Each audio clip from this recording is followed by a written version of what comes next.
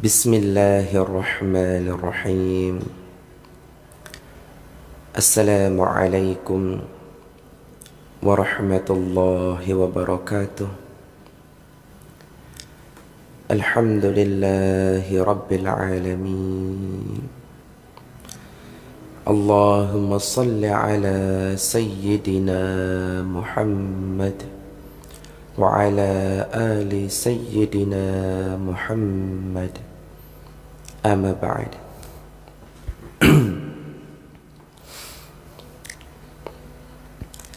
Tuan-tuan dan puan-puan yang mulia, seperti biasa, semoga Allah Subhanahu wa ta'ala memberikan kami beserta tuan-tuan dan puan-puan yang mulia kesejahteraan dan kemakmuran, baik di dunia ini maupun di akhirat kelak. Amin ya rabbal alamin. Tuan-tuan dan puan-puan yang mulia, ada beberapa orang yang bertanya kepada kami, Adinda Sukma Rinjani Sasak. Ada yang mengatakan, Kang Sukma, Adinda Sukma, kenapa doa-doa kami tidak dikabulkan oleh Allah Subhanahu wa ta'ala? Mohon kami diberikan penjabaran dan penjelasan. Baik. Kenapa doa seseorang tidak dikabulkan oleh Allah Subhanahu wa ta'ala? Itu bisa terjadi karena beberapa hal, tuan-tuan. Yang pertama, bisa saja Allah Subhanahu wa ta'ala mengabulkan doa kita, namun dengan caranya Allah, bukan dengan caranya kita. Sebagai contoh, kita memohon kepada Allah Subhanahu wa ta'ala ampunan dosa. Lalu karena kita berdoa untuk diampunkan dosa kepada Allah, lalu Allah Subhanahu wa ta'ala memberikan kita ujian, memberikan kita sakit. Lalu dengan sakit itu kita bersabar, maka niscaya Allah akan mengampunkan dosa-dosa kita. Artinya, pada dasarnya Allah Subhanahu wa ta'ala mengabulkan doa kita. Ya Allah, ampunkanlah dosa-dosa hamba. Pada dasarnya Allah mengabulkan doa kita, namun dengan jalannya Allah, dengan caranya Allah, bukan dengan cara kita. Ketika ada seorang yang bertanya, Kang Sukma, kenapa doa saya tidak dikabulkan oleh Allah Ta'ala? Maka kami akan menjawab dengan beberapa poin. Itu tergantung daripada makom nafs atau makom jiwa tuan dan puan masing-masing. Yang pertama, bagi tuan-tuan yang beribadahnya masih mengharap surga, masih mengharapkan pahala, yang beribadahnya masih takut neraka, ya, bukan berarti ini tidak bagus. Justru ini bagus sekali, tuan-tuan. Bagi tuan-tuan yang berada pada makom syariat, tuan-tuan yang masih beribadah karena berharap pahala dan surga, masih beribadah karena takut neraka dan dosa, maka jawabannya, kenapa doa tuan-tuan tidak terkabulkan? Saya akan menjawabnya dengan sebuah hadis yang diriwayatkan oleh Imam Muslim. An Abi Hurairah radhiyallahu ta'ala anhu. Dari Abu Hurairah, mudah-mudahan Allah Subhanahu wa ta'ala meridhai beliau. Qala Rasulullah sallallahu alaihi wasallam. Rasulullah sallallahu alaihi wasallam bersabda, Inna Allah ta'ala tayyibun la yaqbalu illa tayyiban. Sesungguhnya Allah subhanahu wa ta'ala itu tayyib, maha baik, ya. Dan Allah tidak menerima perkara sesuatu yang tidak baik.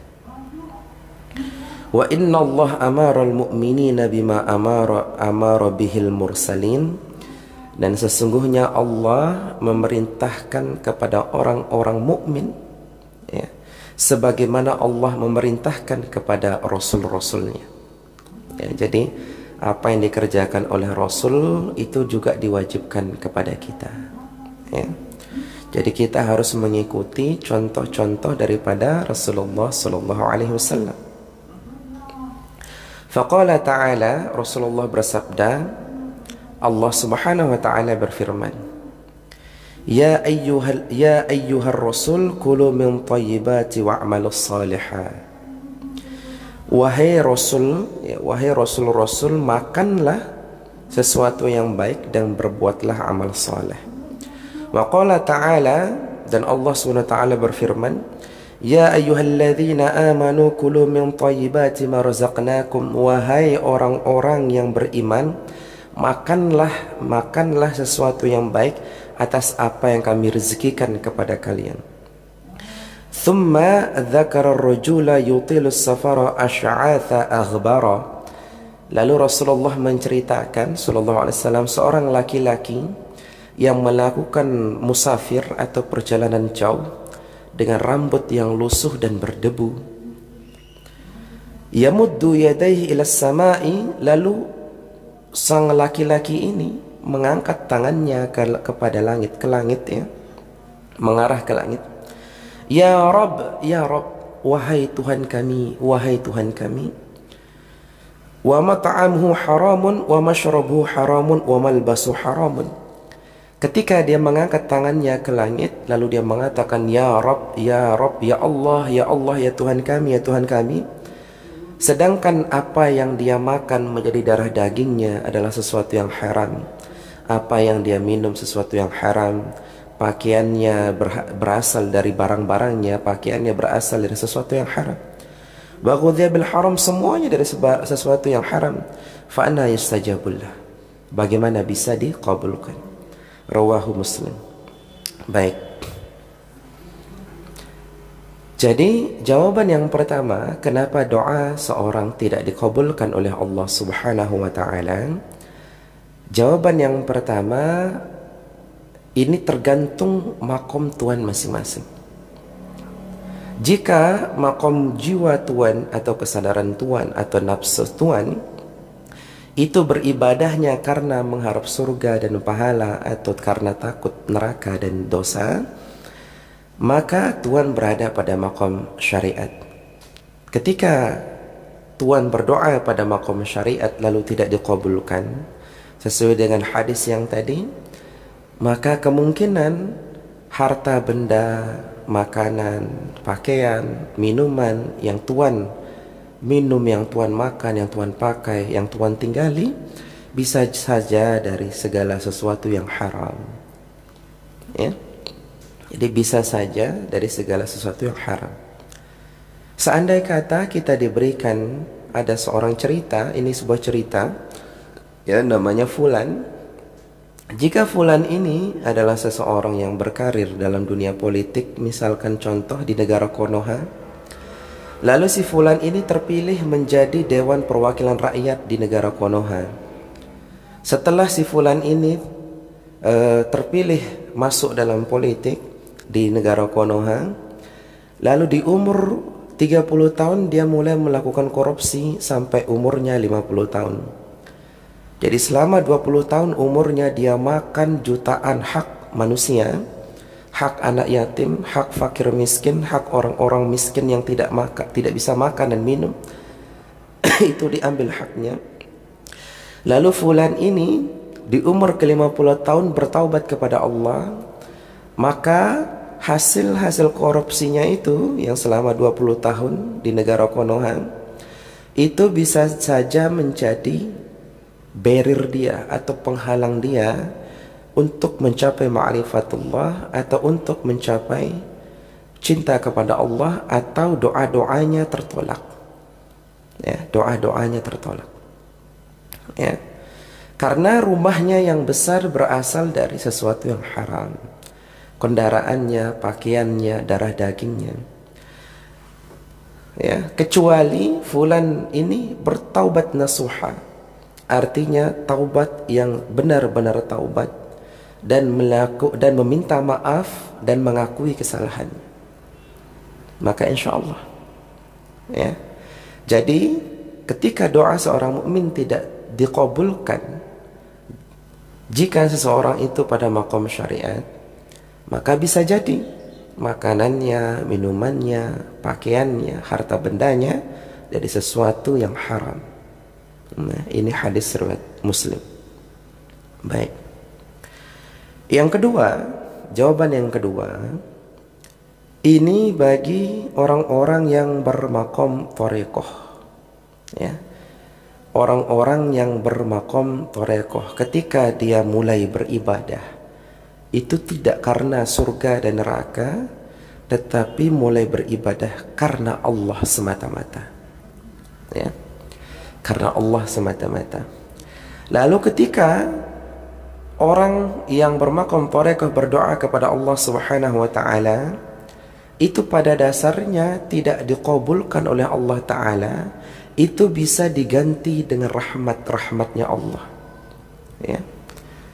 Rahmat-rahmat Allah itu tidak melulu kita alami di dunia ini. Bisa saja di akhirat kelak, bisa saja di dalam kubur. Rahmat-rahmat Allah akibat doa-doa kita yang tidak dikabul Allah, tapi kita bersabar kepada Allah Ta'ala, itu bisa menjadi alat rahmat atau rahmat Allah kepada kita untuk membuka hijab demi hijab sampai pada tahap pengenalan penuh kepada Allah Subhanahu wa taala. Artinya ma'rifatullah. Sampai timbulnya kecintaan yang begitu besar kepada Allah Subhanahu wa taala. Jadi bisa saja tidak dikabul di dunia, namun bisa dikonversi atau diubah menjadi rahmat untuk membuka hijab demi hijab pada diri kita. Sebagai alat atau rahmat untuk membersihkan penyakit-penyakit qalbu kita.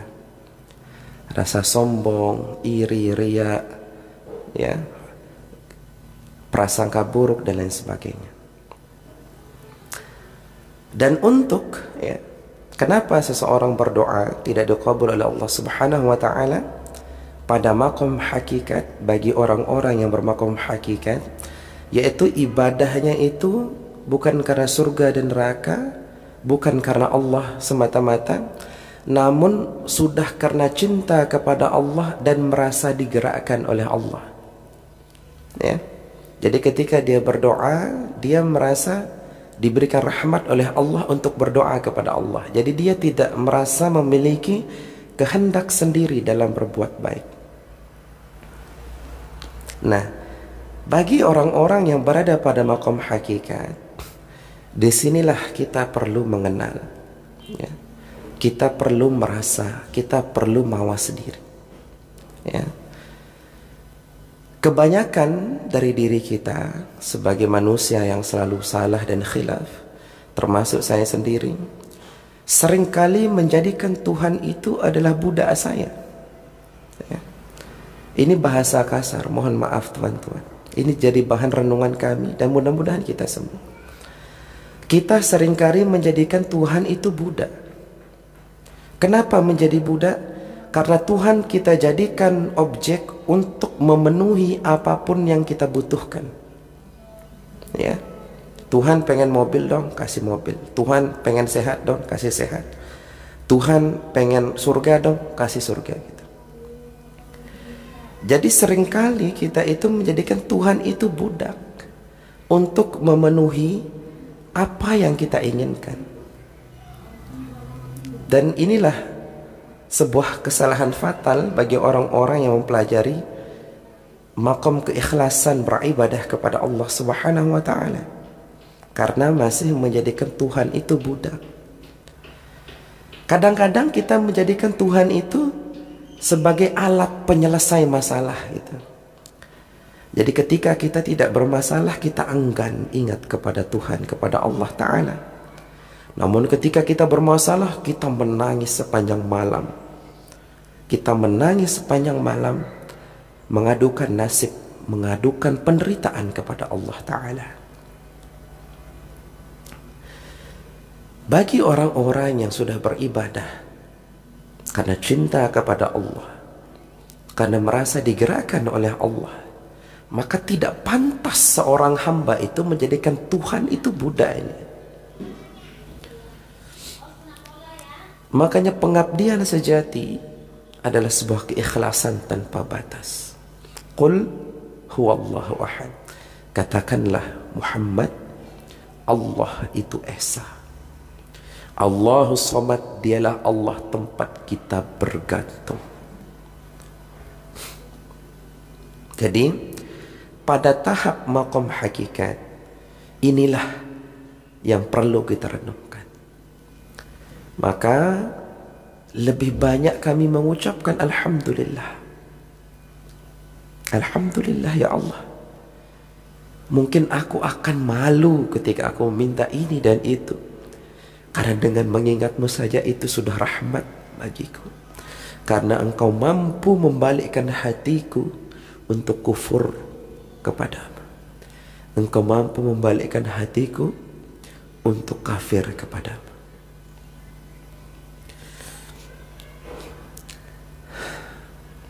Mudah-mudahan Allah Subhanahu wa Ta'ala memberikan kita hidayah.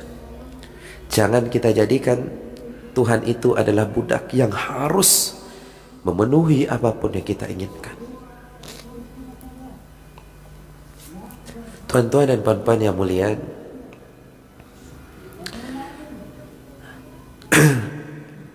ada banyak alasan kenapa doa itu tidak bisa terkabul. Tapi hendaklah kita berprasangka baik kepada Allah Subhanahu wa Ta'ala, karena boleh jadi wa asya an tuhibbu syai'an wa huwa syarrul lakum wa asya an takruhu syai'an wa huwa khair. Karena boleh jadi apa yang kamu cintai itu buruk buat kamu, dan boleh jadi apa yang kamu tidak sukai itu baik buat kamu. Hadza min fadli Rabbi. Mudah-mudahan apa yang kami sampaikan bisa menjawab dari pertanyaan tuan-tuan dan puan-puan yang mulia. Apabila ada salah kata, kami mohon maaf, karena itu datang dari saya sendiri, dari hawa nafsu saya. Namun apabila itu benar, maka itu datang daripada Allah Subhanahu wa Ta'ala, bukan datang dari diri kami. Wallahu a'lam bissawab. Akhirul kalam. Assalamualaikum warahmatullahi wabarakatuh.